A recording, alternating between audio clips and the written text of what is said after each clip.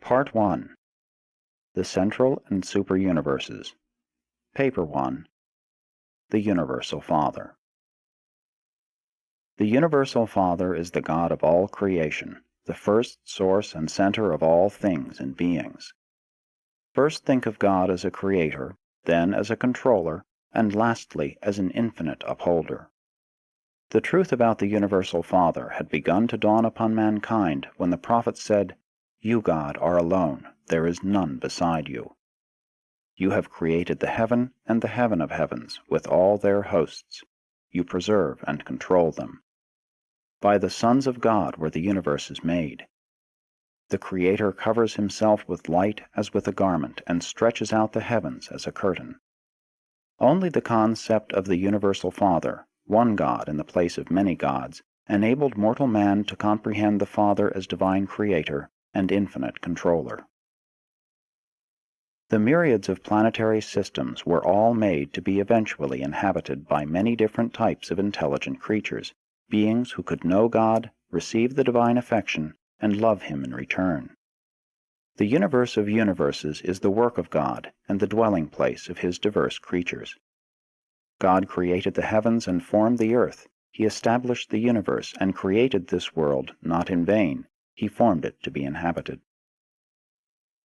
The enlightened worlds all recognize and worship the Universal Father, the eternal Maker and infinite upholder of all creation. The will creatures of universe upon universe have embarked upon the long, long paradise journey, the fascinating struggle of the eternal adventure of attaining God the Father. The transcendent goal of the children of time is to find the eternal God, to comprehend the divine nature, to recognize the Universal Father. God-knowing creatures have only one supreme ambition, just one consuming desire, and that is to become as they are in their spheres, like Him as He is in His paradise perfection of personality and in His universal sphere of righteous supremacy. From the Universal Father who inhabits eternity there has gone forth the supreme mandate, "Be you perfect, even as I am perfect." In love and mercy the messengers of paradise have carried this divine exhortation down through the ages and out through the universes, even to such lowly animal-origined creatures as the human races of Urantia. This magnificent and universal injunction to strive for the attainment of perfection of divinity is the first duty and should be the highest ambition of all the struggling creature creation of the God of perfection. This possibility of the attainment of divine perfection is the final and certain destiny of all man's eternal spiritual progress. Urantia mortals can hardly hope to be perfect in the infinite sense, but it is entirely possible for human beings, starting out as they do on this planet, to attain the supernal and divine goal which the infinite God has set for mortal man. And when they do achieve this destiny, they will, in all that pertains to self-realization and mind attainment, be just as replete in their sphere of divine perfection as God Himself is in His sphere of infinity and eternity. Such perfection may not be universal in the material sense, unlimited in intellectual grasp, or final in spiritual experience, but it is final and complete in all finite aspects of divinity of will, perfection of personality motivation, and God consciousness. This is the true meaning of that divine command, "Be you perfect, even as I am perfect," which ever urges mortal man onward and beckons him inward in that long and fascinating struggle for the attainment of higher and higher levels of spiritual values and true universe meanings. This sublime search for the God of universes is the supreme adventure of the inhabitants of all the worlds of time and space. 1. The Father's Name. Of all the names by which God the Father is known throughout the universes, those which designate Him as the first source and universe center are most often encountered. The First Father is known by various names in different universes and in different sectors of the same universe. The names which the creature assigns to the Creator are much dependent on the creature's concept of the Creator. The first source and universe center has never revealed Himself by name, only by nature. If we believe that we are the children of this Creator, it is only natural that we should eventually call Him Father. But this is the name of our own choosing, and it grows out of the recognition of our personal relationship with the first source and center. The Universal Father never imposes any form of arbitrary recognition, formal worship, or slavish service upon the intelligent will creatures of the universes.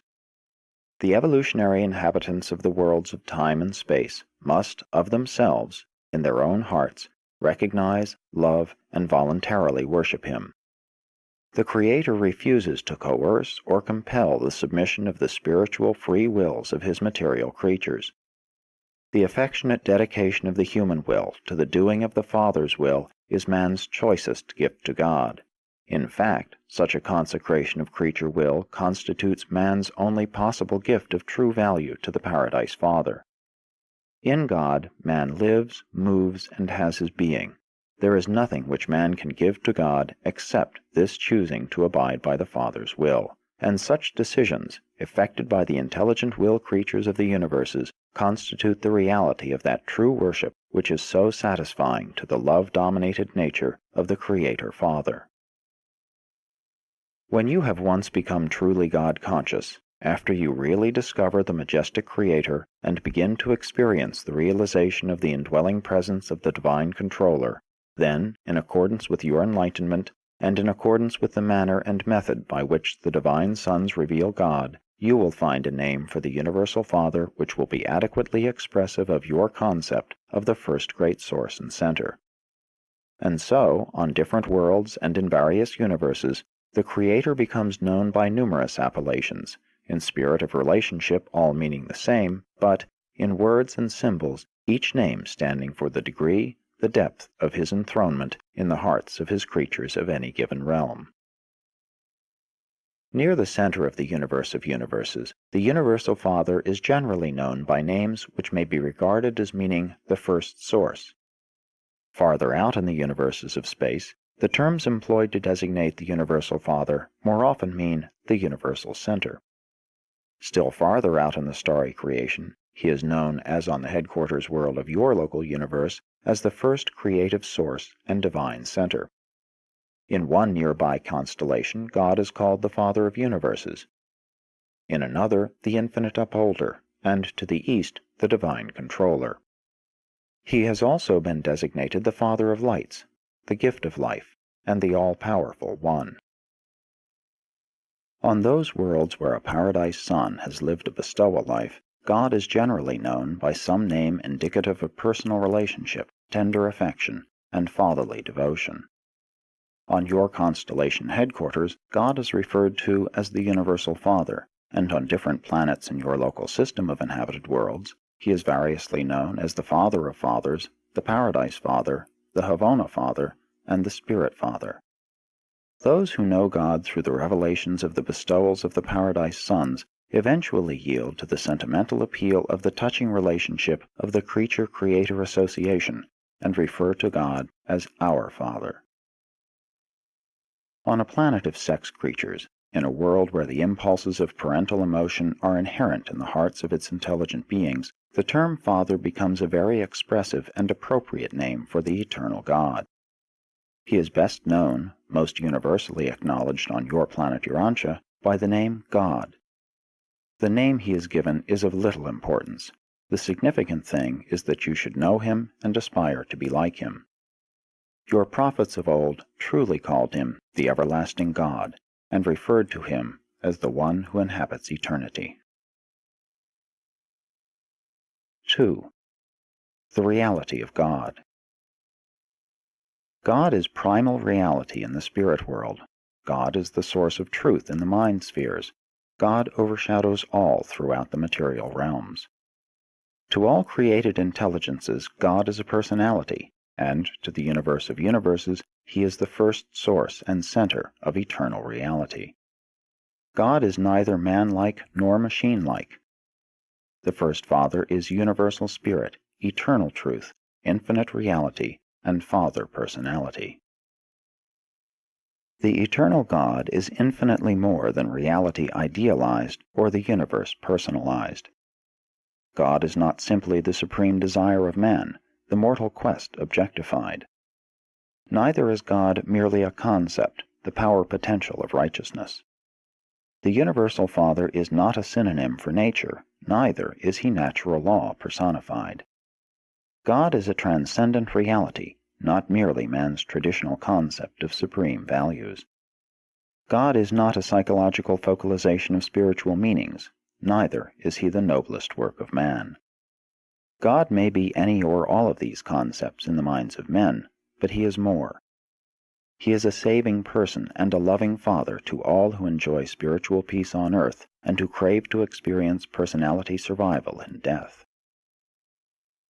The actuality of the existence of God is demonstrated in human experience by the indwelling of the Divine Presence, the Spirit Monitor, sent from paradise to live in the mortal mind of man, and there to assist in evolving the immortal soul of eternal survival.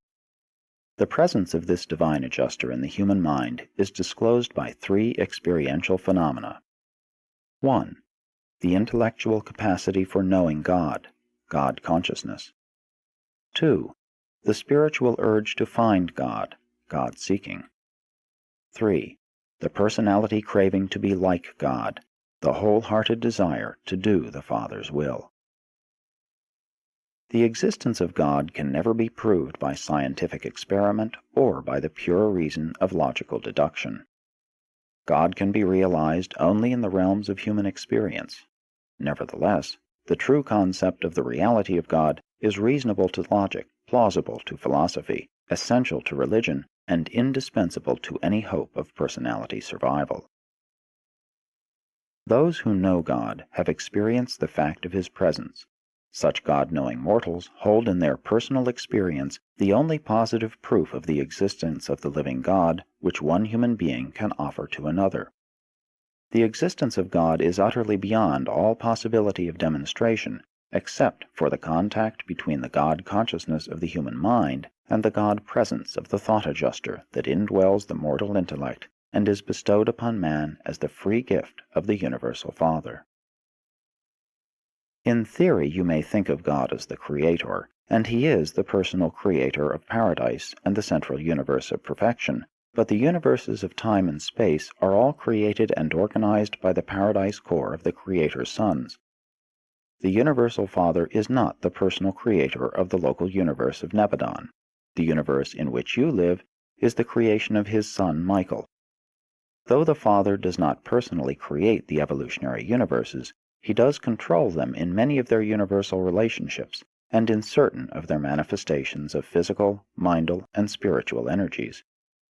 God the Father is the personal creator of the paradise universe, and in association with the Eternal Son, the creator of all other personal universe creators. As a physical controller in the material universe of universes, the first source and center functions in the patterns of the eternal Isle of Paradise, and through this absolute gravity center, the eternal God exercises cosmic overcontrol of the physical level equally in the central universe and throughout the universe of universes. As mind, God functions in the deity of the infinite Spirit. As Spirit, God is manifest in the person of the Eternal Son and in the persons of the divine children of the Eternal Son. This interrelation of the first source and center with the coordinate persons and absolutes of paradise does not in the least preclude the direct, personal action of the Universal Father throughout all creation and on all levels thereof.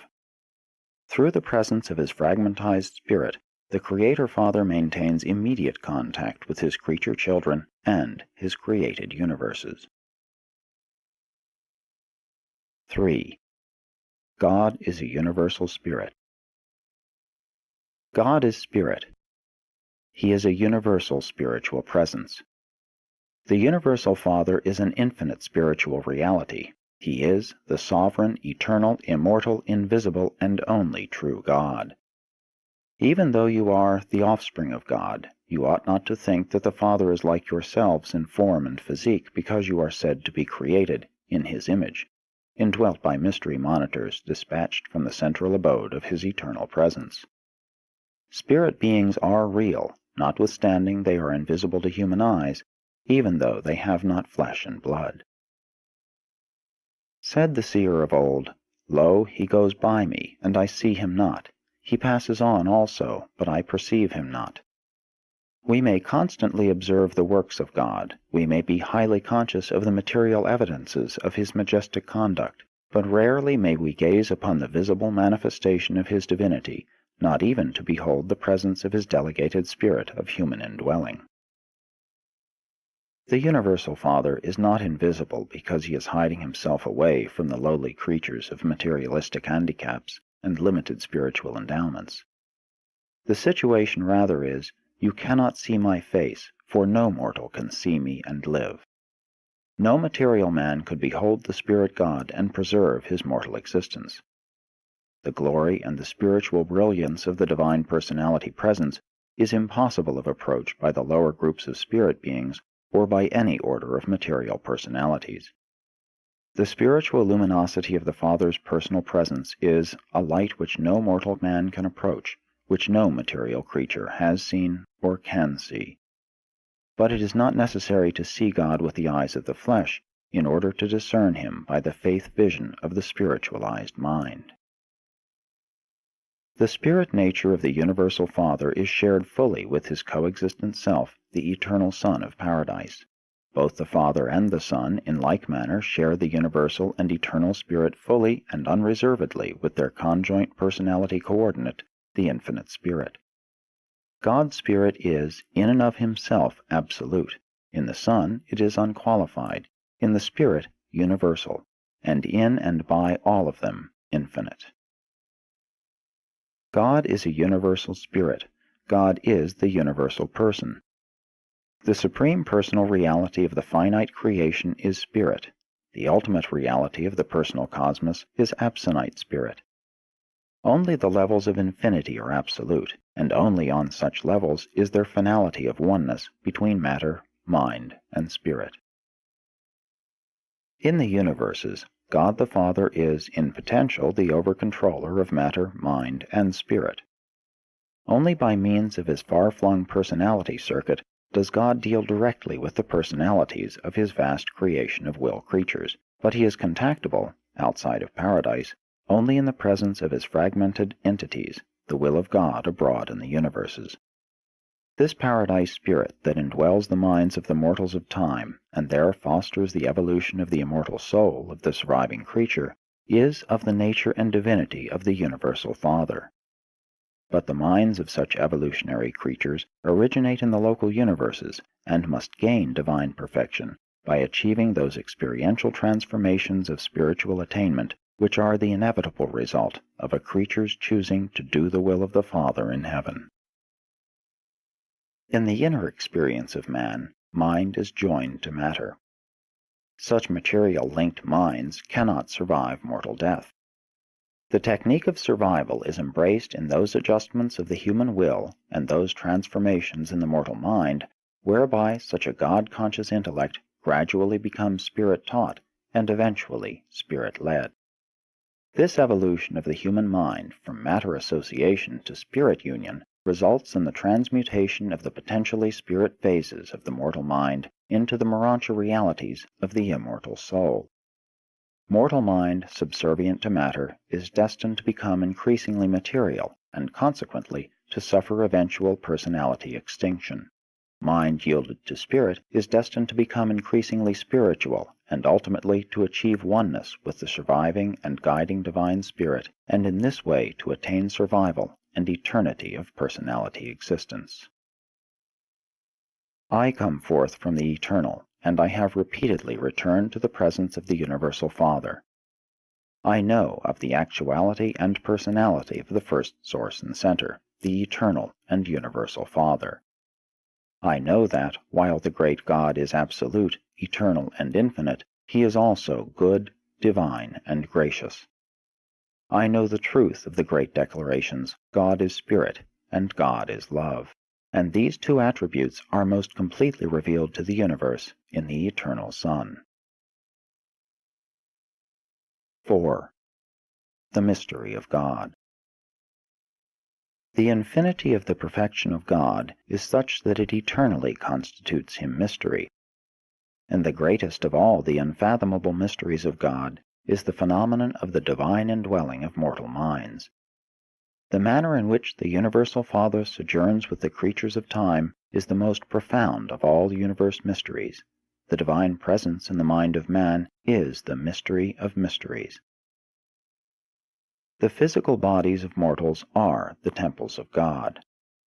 Notwithstanding that the sovereign Creator sons come near the creatures of their inhabited worlds, and draw all men to themselves, though they stand at the door of consciousness, and knock, and delight to come in to all who will open the doors of their hearts, although there does exist this intimate personal communion between the Creator sons and their mortal creatures, nevertheless, mortal men have something from God Himself, which actually dwells within them. Their bodies are the temples thereof. When you are through down here, when your course has been run in temporary form on earth, when your trial trip in the flesh is finished, when the dust that composes the mortal tabernacle returns to the earth whence it came, then it is revealed, the indwelling spirit shall return to God who gave it. There sojourns within each moral being of this planet a fragment of God, a part and parcel of divinity.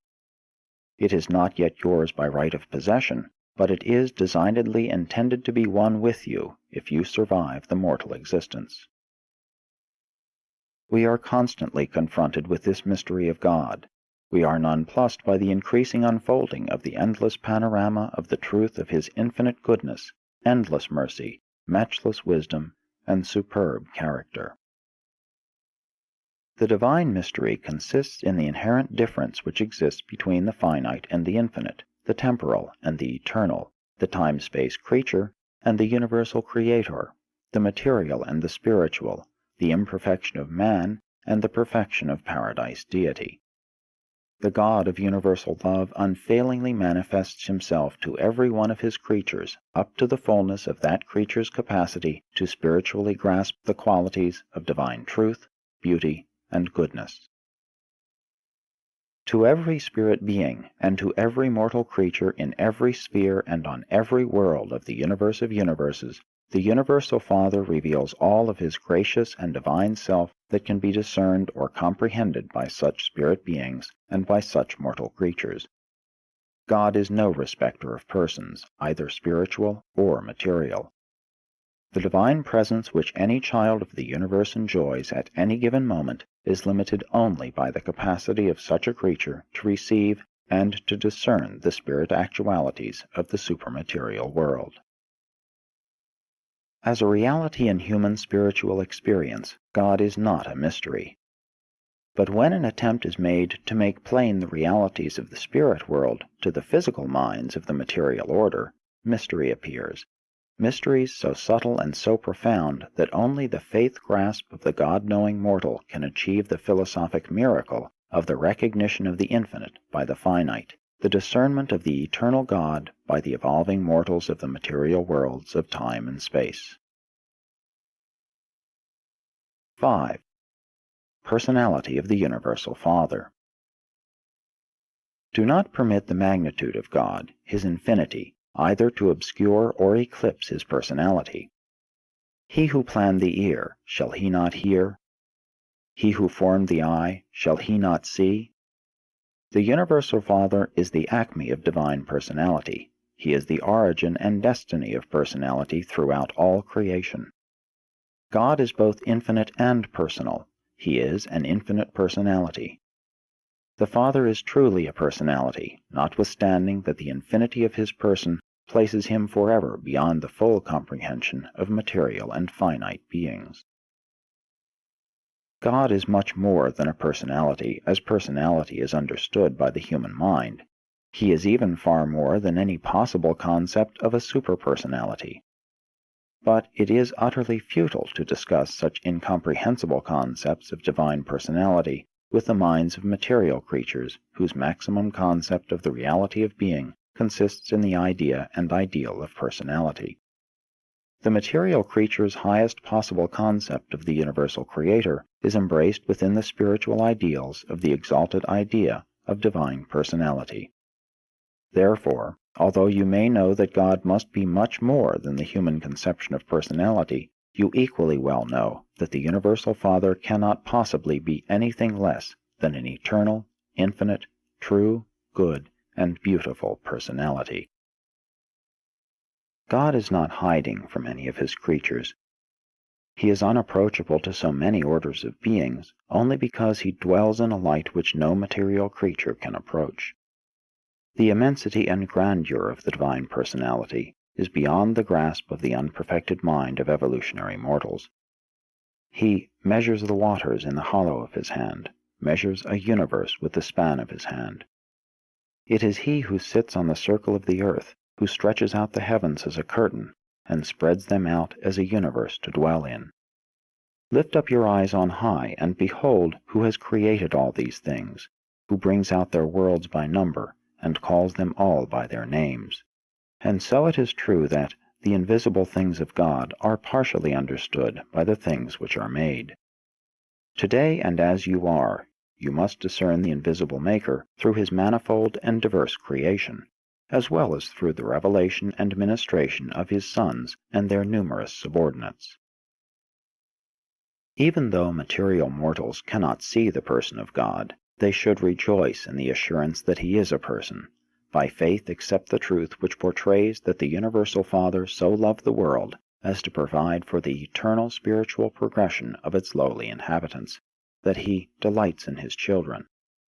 God is lacking in none of those superhuman and divine attributes which constitute a perfect, eternal, loving, and infinite Creator personality. In the local creations, excepting the personnel of the superuniverses, God has no personal or residential manifestation aside from the Paradise Creator Sons, who are the fathers of the inhabited worlds and the sovereigns of the local universes. If the faith of the creature were perfect, he would assuredly know that when he had seen a Creator Son, he had seen the Universal Father. In seeking for the Father, he would not ask nor expect to see other than the Son. Mortal man simply cannot see God until he achieves completed spirit transformation and actually attains paradise. The natures of the Paradise Creator Sons do not encompass all the unqualified potentials of the universal absoluteness of the infinite nature of the first great source and center, but the Universal Father is in every way divinely present in the Creator Sons. The Father and his sons are one. These Paradise Sons of the Order of Michael are perfect personalities, even the pattern for all local universe personality, from that of the bright and morning star down to the lowest human creature of progressing animal evolution. Without God, and except for his great and central person, there would be no personality throughout all the vast universe of universes. God is personality. Notwithstanding that God is an eternal power, a majestic presence, a transcendent ideal, and a glorious spirit, though he is all these and infinitely more, nonetheless he is truly and everlastingly a perfect Creator personality, a person who can know and be known, who can love and be loved, and one who can befriend us, while you can be known, as other humans have been known, as a friend of God. He is a real spirit and a spiritual reality. As we see the Universal Father revealed throughout his universe, as we discern him indwelling his myriads of creatures, as we behold him in the persons of his sovereign sons, as we continue to sense his divine presence here and there, near and afar, let us not doubt nor question his personality primacy. Notwithstanding all these far-flung distributions, he remains a true person, and everlastingly maintains personal connection with the countless host of his creatures scattered throughout the universe of universes. The idea of the personality of the Universal Father is an enlarged and truer concept of God which has come to mankind chiefly through revelation. Reason, wisdom, and religious experience all infer and imply the personality of God, but they do not altogether validate it. Even the indwelling thought adjuster is pre-personal. The truth and maturity of any religion is directly proportional to its concept of the infinite personality of God and to its grasp of the absolute unity of deity. The idea of a personal deity becomes, then, the measure of religious maturity after religion has first formulated the concept of the unity of God. Primitive religion had many personal gods, and they were fashioned in the image of man. Revelation affirms the validity of the personality concept of God, which is merely possible in the scientific postulate of a first cause, and is only provisionally suggested in the philosophic idea of universal unity. Only by personality approach can any person begin to comprehend the unity of God. To deny the personality of the first source and center leaves one only the choice of two philosophic dilemmas, materialism or pantheism. In the contemplation of deity, the concept of personality must be divested of the idea of corporeality. A material body is not indispensable to personality in either man or God. The corporeality error is shown in both extremes of human philosophy. In materialism, since man loses his body at death, he ceases to exist as a personality. In pantheism, since God has no body, he is not, therefore, a person. The superhuman type of progressing personality functions in a union of mind and spirit. Personality is not simply an attribute of God. It rather stands for the totality of the coordinated infinite nature and the unified divine will which is exhibited in eternity and universality of perfect expression. Personality, in the supreme sense, is the revelation of God to the universe of universes. God, being eternal, universal, absolute, and infinite, does not grow in knowledge nor increase in wisdom. God does not acquire experience as finite man might conjecture or comprehend, but he does, within the realms of his own eternal personality, enjoy those continuous expansions of self-realization which are in certain ways comparable to, and analogous with, the acquirement of new experience by the finite creatures of the evolutionary worlds. The absolute perfection of the infinite God would cause him to suffer the awful limitations of unqualified finality of perfectness were it not a fact that the Universal Father directly participates in the personality struggle of every imperfect soul in the wide universe who seeks by divine aid to ascend to the spiritually perfect worlds on high. This progressive experience of every spirit being and every mortal creature throughout the universe of universes is a part of the Father's ever-expanding deity consciousness of the never-ending divine circle of ceaseless self-realization. It is literally true. In all your afflictions he is afflicted. In all your triumphs he triumphs in and with you. His pre-personal divine spirit is a real part of you. The Isle of Paradise responds to all the physical metamorphoses of the universe of universes. The eternal Sun includes all the spirit impulses of all creation.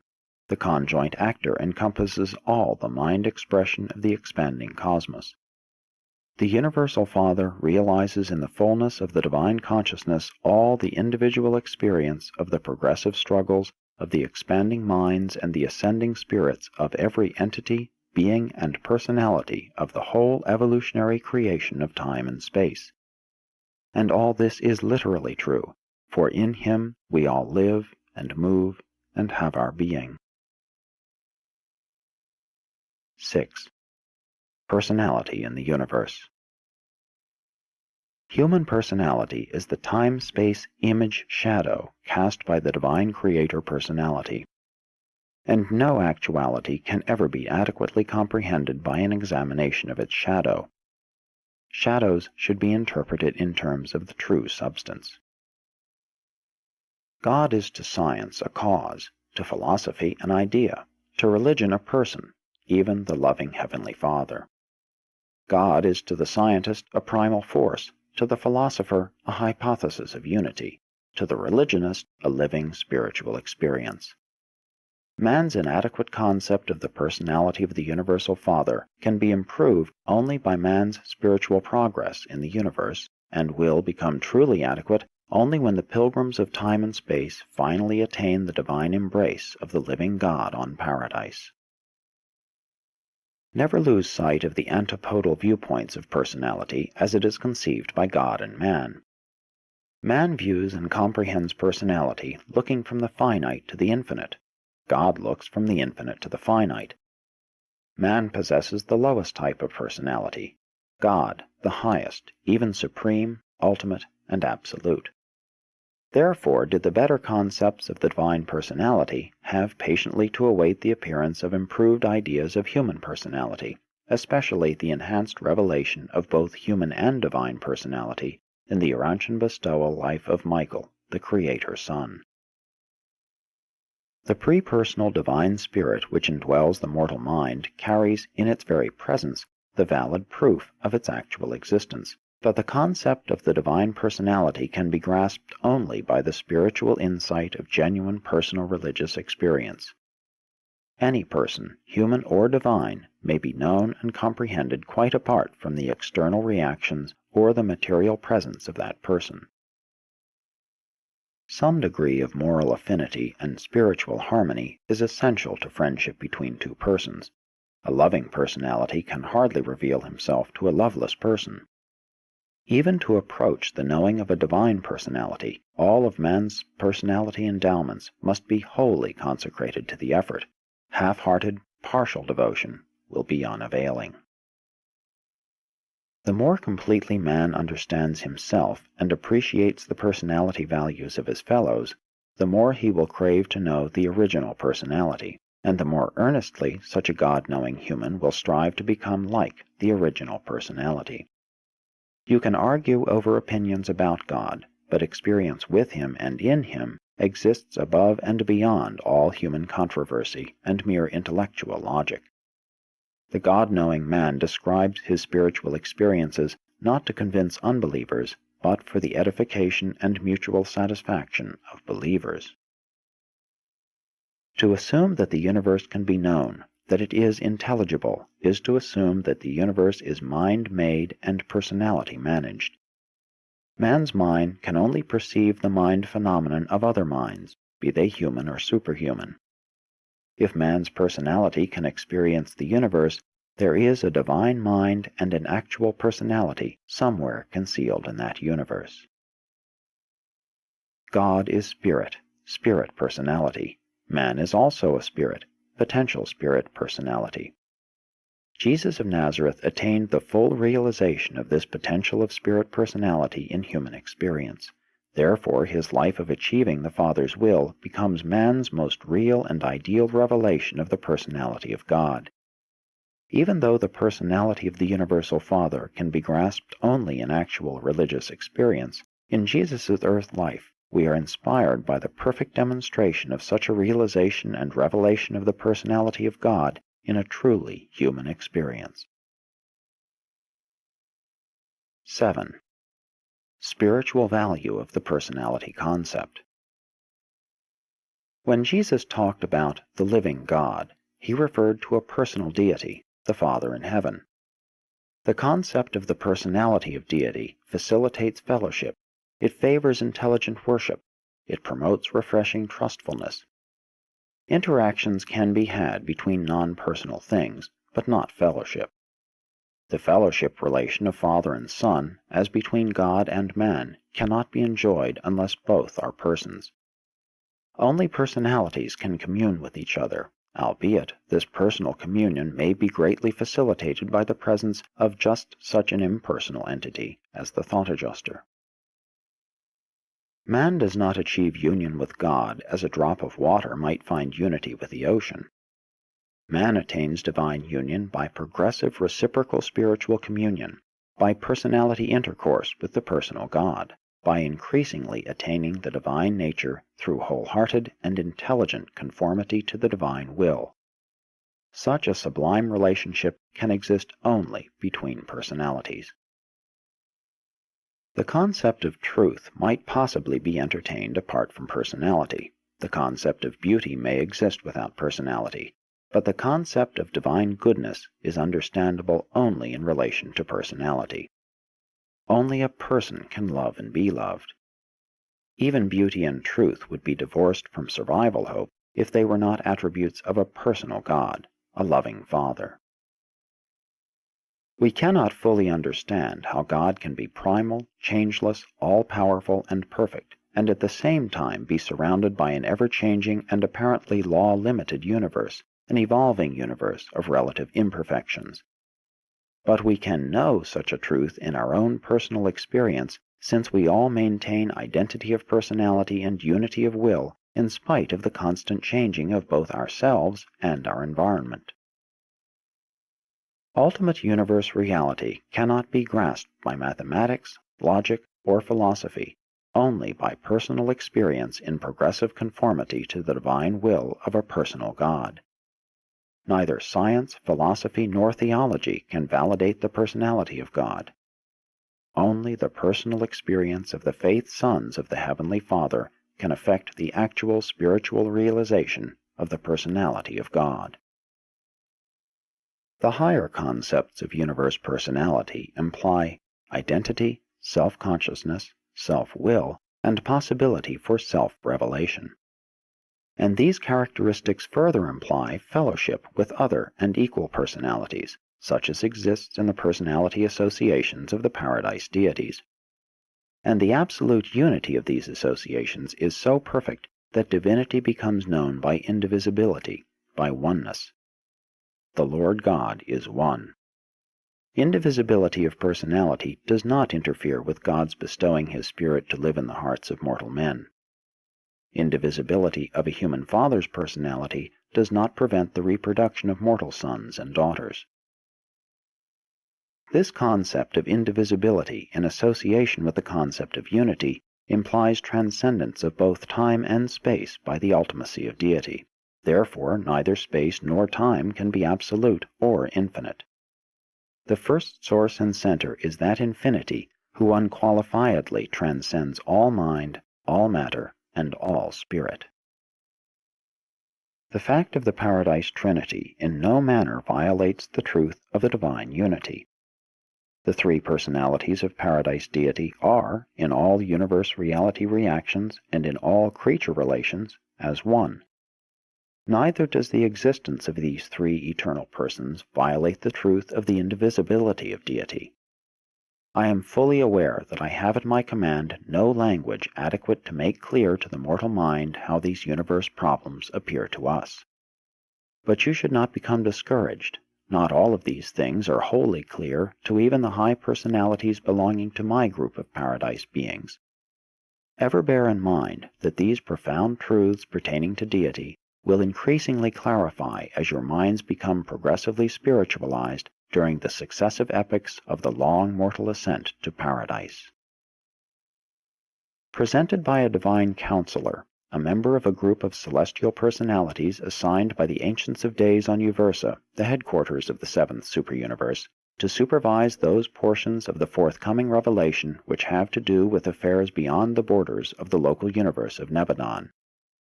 I am commissioned to sponsor those papers portraying the nature and attributes of God, because I represent the highest source of information available for such a purpose on any inhabited world. I have served as a divine counselor in all 7 of the superuniverses, and have long resided at the paradise center of all things. Many times have I enjoyed the supreme pleasure of a sojourn in the immediate personal presence of the Universal Father. I portray the reality and truth of the Father's nature and attributes with unchallengeable authority. I know whereof I speak.